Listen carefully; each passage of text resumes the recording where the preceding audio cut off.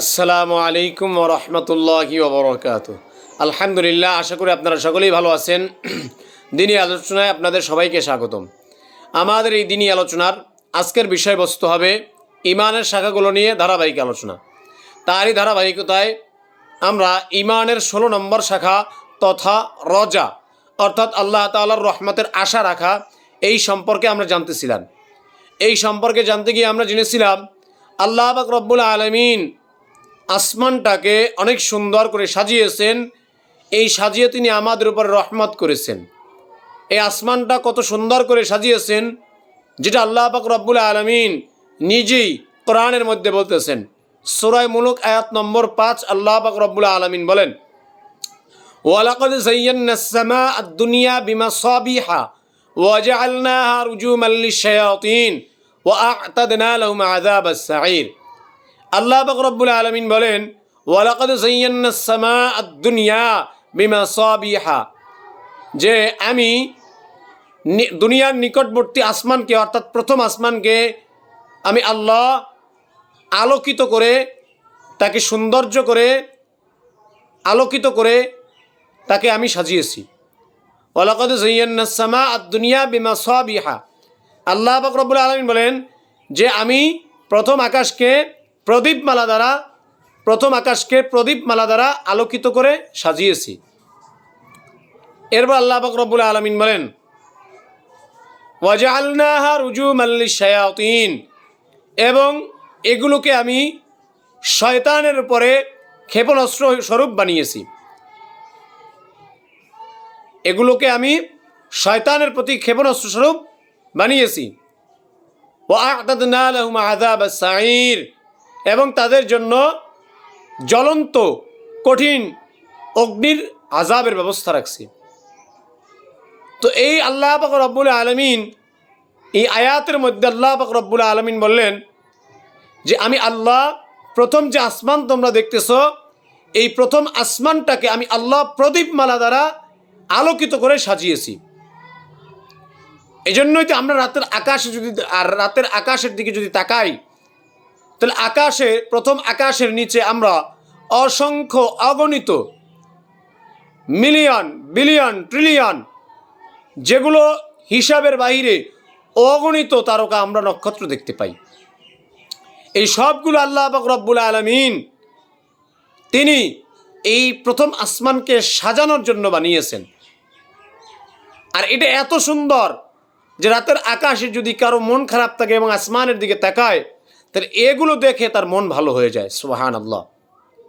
তো আল্লাহ পাক রব্বুল আলামিন এই যে প্রথম আসমানের নিচে তারকারাজি দিয়ে সাজিয়েছেন, এগুলো একমাত্র আল্লাহ পাক রব্বুল আলামিন তার আসমানকে সাজানোর জন্য। আর এগুলোর ভিতরে যে উল্কিগুলো আছে, এই উল্কিগুলোকে আল্লাহ পাক রব্বুল আলামিন শয়তানের উপরে ক্ষেপণাস্ত্র স্বরূপ বানিয়েছেন। শয়তানের প্রতি তা নিক্ষেপ করেন যখন শয়তান আসমানের দিকে উঠতে চায়।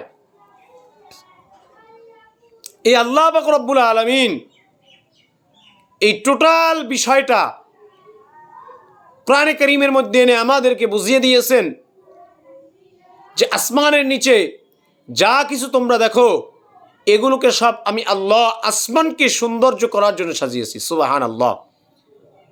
এই জন্যই তো এই আসমানকে তারকা দ্বারা সাজানোর কারণে আমরা কতটা সহজ আমাদের জন্য হয়েছে, কতটা আমাদের জন্য রহমত হয়েছে যে এই আসমানের নক্ষত্র দেখে, তারকা দেখে মানুষ জলে স্থলে দিক নির্ণয় করতে পারে। জলে স্থলে দিক নির্ণয় করা সম্ভব এই আসমানের তারকা দেখে। আবার এই আসমানের তারকা দেখলে আমরা বুঝতে পারি যে আসলে আকাশের বিশালতাটা কত বড়। আমাদের গ্রহের থেকে অসংখ্য অগণিত বড় বড় নক্ষত্র, বড় বড় গ্রহ আল্লাহ পাক রব্বুল আলামিন এই প্রথম আসমানের নিচে সেগুলোকে স্থাপন করে তিনি এই প্রথম আসমানটাকে সাজিয়েছেন। সুবহানাল্লাহ। এই প্রথম আসমানটাকে সাজিয়েছেন এই আল্লাহ পাক রব্বুল আলামিন আমাদের উপরে রহমত করে, দয়া করে এই আসমানটাকে এত সুন্দর করে সাজিয়েছেন।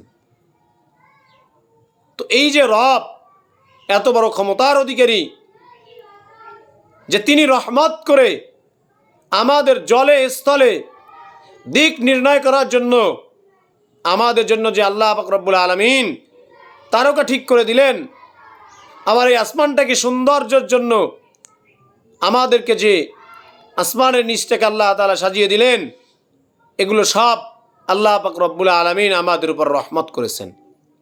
এগুলো আল্লাহ পাক রব্বুল আলামিন আমাদের উপরে দয়া করেছেন।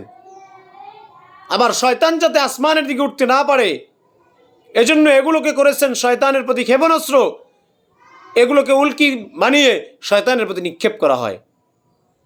তো এগুলো সবগুলোই হচ্ছে আল্লাহ পাক রব্বুল আলামিনের রহমত। আর এই আল্লাহ পাক রব্বুল আলামিনের রহমতের আশাই আমাদের রাখতে হবে। আর এই যে আসমানকে আল্লাহ পাক রব্বুল আলামিন বানিয়েছেন, এত সৌন্দর্য করে সাজিয়েছেন, একটা প্রশ্ন আসে যে এই আসমানকে আল্লাহ তাআলা একটা বানিয়েছেন নাকি এই আসমান আরও আছে? আল্লাহ যদি তৌফিক দান করেন এই সম্পর্কে আগামী পর্বে আমি আপনাদের সামনে বিস্তারিত আলোচনা করব। আল্লাহ পাক রব্বুল আলামিন আমাদের সবাইকে এত বিশাল আসমানকে যিনি সাজিয়েছেন, যেই রব আমাদের উপর রহমত করেছেন, তার রহমতের আশা রাখার তৌফিক দান করুক, আমিন। এবং তার রহমতের আশা রেখে আমাদের ইমানের এই শাখাটিকে পরিপূর্ণ করার তৌফিক দান করুক, আমিন। আসসালামু আলাইকুম ওয়া রাহমাতুল্লাহি ওয়া বারাকাতুহু।